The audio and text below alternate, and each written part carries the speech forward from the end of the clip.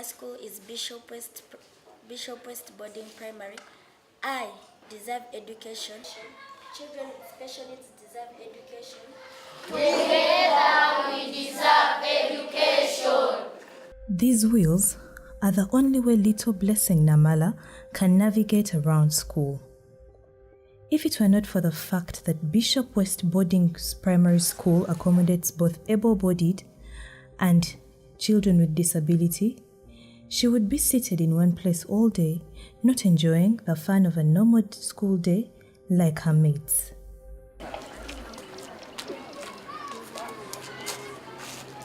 Opened in 1910, Bishop West Boarding Primary School is the only inclusive school in Mukono municipality. Inclusive means that it is made up of both able-bodied and students and children with disability.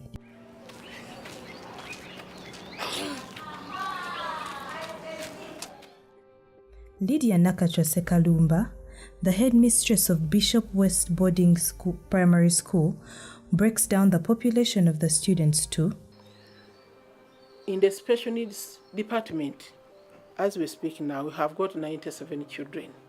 But the majority of them, 44, they are deaf. Then we have got the children who are mentally retarded. They are just mentally retarded. They are 20. Then we have got those children, they have specific learning difficulties. When he's walking around, you can't see that he has a problem.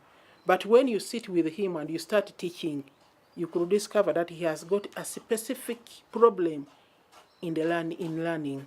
Those are 4. But out of these, 57 are boys and 40 are girls. When you go in the mainstream, majority of them are boys. So when you look at Bishop West, the majority of the children are boys.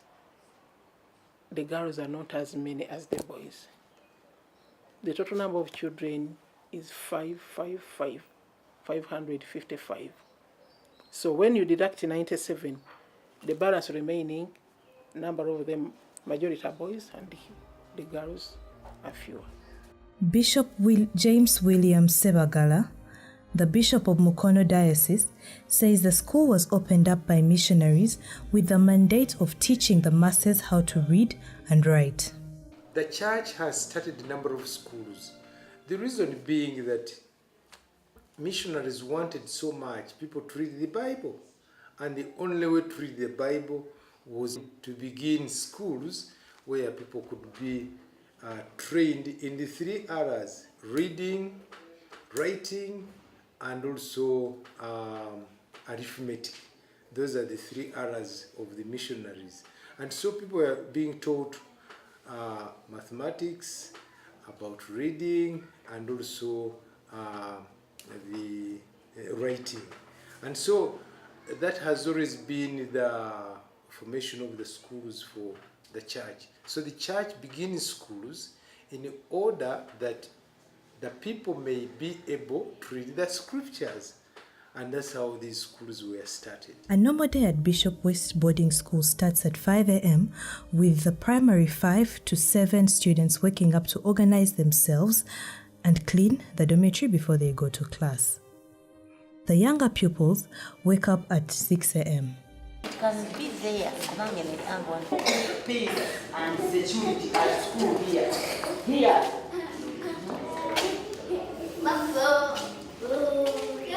Very good. Teacher.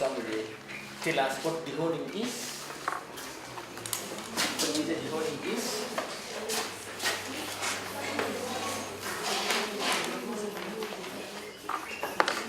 In cattle farming, what's the holding in cattle farming?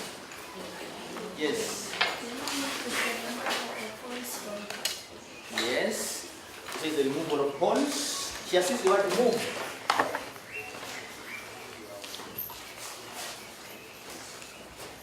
Remove horns. Apart from removing, which other one can you use? Which other one can you use? Yes, Yama. Prevent. Prevent. Can you complete the whole sentence? Prevent.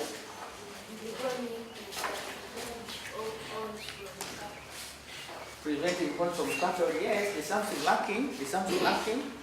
Preventing horns from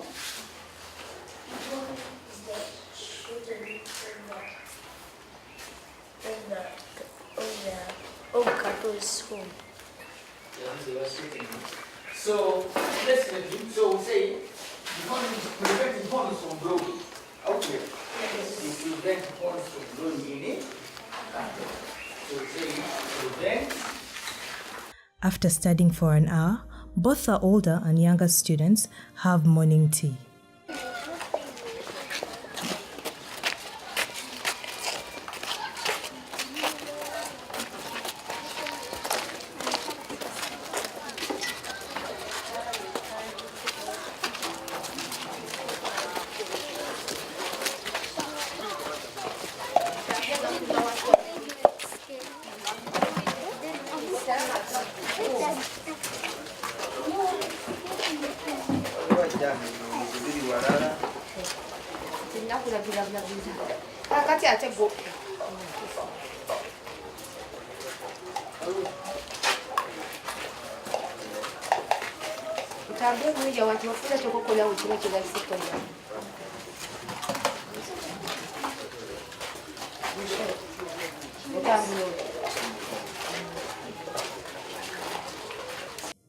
They finish this and quickly clean the school in time for their 8 a.m. lessons.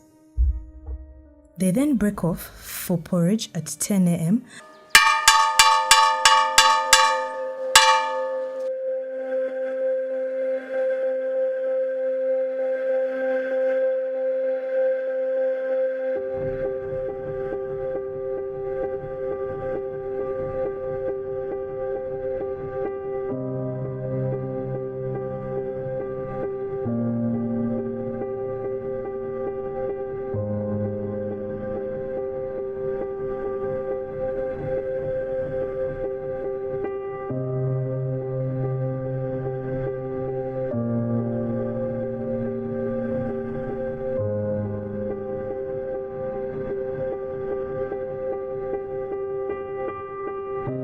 Lessons end at 4:30 p.m.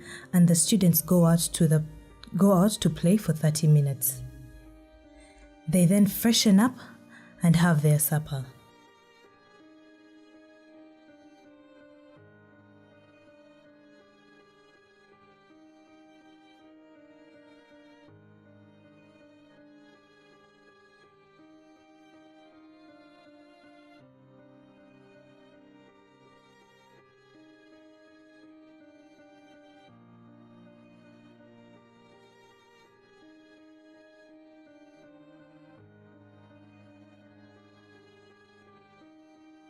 After supper, everyone attends 2 hours of night study.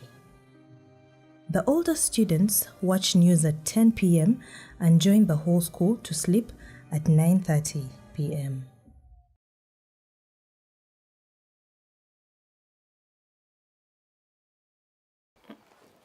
Majorly, the funding source is coming from the parents. Like I've told you, that money the parents are paying is the money we are using to buy what we need academically, to buy what we need administratively, to cater for the feeding, to maintain and to renovate, to innovate all the facilities that we have. Majorly, it is the parents. Then another source where we are getting funds is we have got some donors, but they are not giving us cash, but they come in.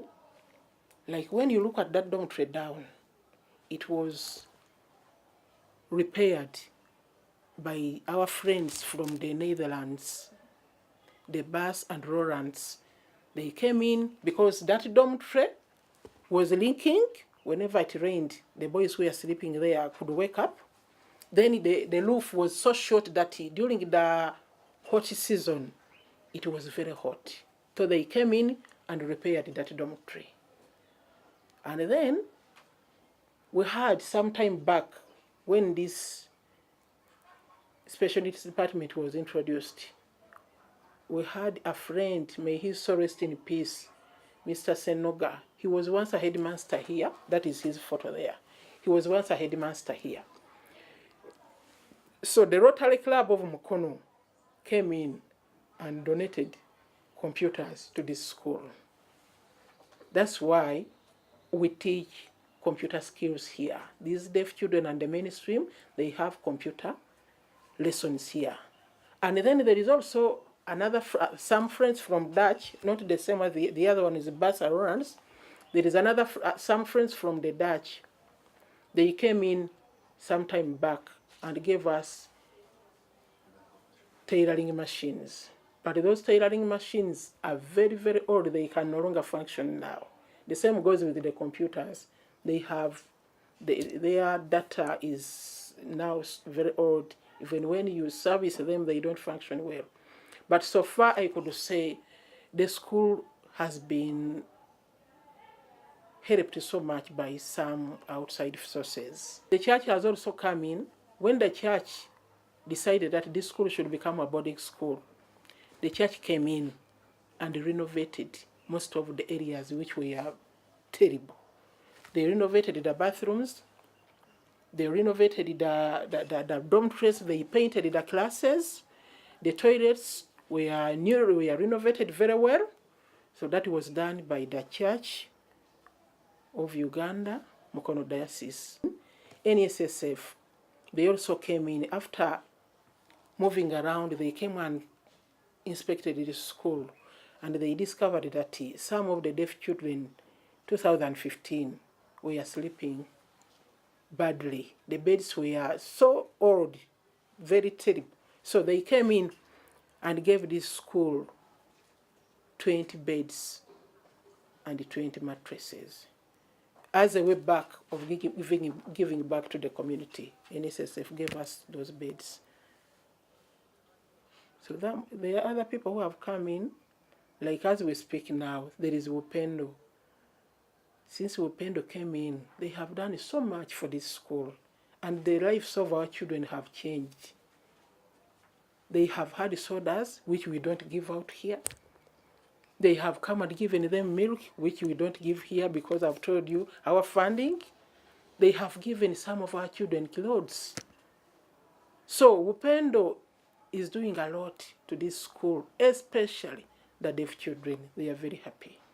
There are times when they feel that it is Christmas for them because they keep on surprising us. They come on a Sunday, you are there, you are going to give our posho and beans. Then they come in and give milk. They come in and give. So, Upendo, thank you so much. Just like any other organization, Bishop West has faced many challenges, among which are: one of the major challenges we have in handling these children is about water. Because they cannot hear, there are things that they enjoy. Like when he goes to the tap, he can take time when he has switched off, because as the water runs through his hands, he enjoys the feeling. And he can't see, but he cannot hear the sound, but he enjoys that feeling of touching the water. Meanwhile, the meter is counting. So you discover that within 1 month, they bring a bill of national water of 1 million and above, just 1 month. But we have tried as much as we can to find a way of how we can harvest water. Because when you look at our buildings, if we can harvest water, we can even stop using national water, or we can be using very little, paying around 200 per month. That is one challenge. Then another challenge, since these children are deaf, the challenge we have, the second challenge is about umeme, electricity. When there is no electricity, it is very, very difficult to manage these children in the dark. For them, they can feel and they can easily communicate among themselves. But since they cannot hear and it becomes very dark, they say that when there is no electricity, they feel that they are in you've put them in a deep ditch. There is a way they feel that it is so dark when they cannot see. When they cannot, I don't know how I can explain, because they say that when there is no light, they have a feeling that they are in a darker place whereby they can easily suffocate. So we are trying to find a way of how we can get solar around the school so that when there is no electricity, at least we switch on to solar. And that will also help us to decrease the cost of your car. Because as we speak now, we are using 20,000 per day. You put it there in the morning, the next morning, in the morning, you put another 20. So we are spending 20,000 per day trying to find a way of making these children comfortable so that they are never in the dark. Then the third challenge, third challenge we have is about the playing material. Because of the communication gap, since they cannot hear, they prefer playing with objects that they can see. He can go and play freely if he has a material to play with. They are very good in football. They are very good in instruments. They are very social if the playing materials are enough. But then if they are not enough, he can take the ball and own it. If he goes on a swing, like we have got one swing there, if a deaf child goes to that swing, he doesn't want to leave it. So we have a problem. If we could have as many playing materials as we could, if we could have very many balls, around 50 balls, if the swings could be more than 5, the doors, the girls love doors very much, but they are not there. So that is also a problem. The only thing we have in the school as per now is a TV, whereby for them, when you put there the TV, there is a teacher to sign for them, they enjoy it so much. But it becomes crowded because even those from the mainstream, they enjoy it.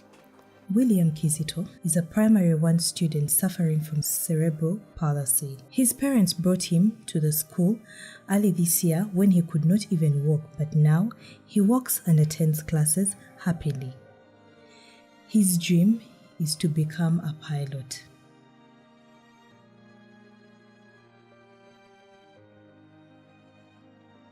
Movement around the school. You have got those children like you had Mugaru talking about Kizito. Kizito is shaky, that he cannot climb steps. We have got those with wheelchairs. We have got those as they walk. They have a problem that as he's walking, he can fall and get up. He falls and gets up. But the school doesn't have ramps. The ramps which can help them move around the school. So he cannot climb those steps to come to me. If he's to come to me, has to go around and move because there is only one ramp here.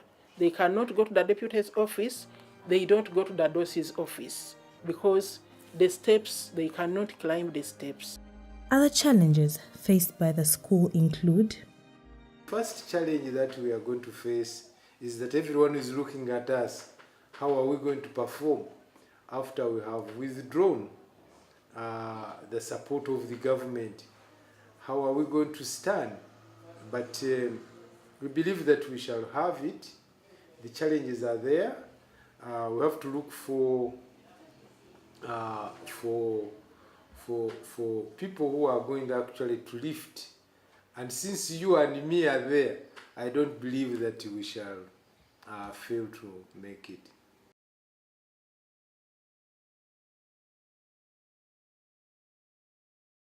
The school has tried, like in term 1 when it began this term, we installed the solar system in the latrines and the girls' bathroom. As we speak now, there is a solar in the latrines, in the latrines and in the girls' bathroom. Another thing we have done as a school, we have made a ramp. When you go down to that dormitory of the boys, down in dormitory, we have put a ramp that a boy who uses a wheelchair can move from this upper section and go direct to the dormitory because I made a ramp to the other dormitory. And another thing that we are doing about the challenge of feeding, we are growing vegetables. We also planted a banana shamba. Behind there you will see it. There is a banana shamba. It is the rain which delayed us. But if it was not the rain, if the rain had come early, you could have found, we have planted dodo. There is a type of dodo that we bought the seeds. When it germinates, we can spend the whole term harvesting, mixing in the beans, harvesting, adding in groundnuts, harvesting, putting in mukono. And then another thing that we did, like in term 1 and term 2, there is a small plot of land up here. We planted maize. So when we came back, we got about 300 kilograms, and we used that one for porridge. At least it lasted for 4 months, porridge, which we had from the maize that we had grown in the school.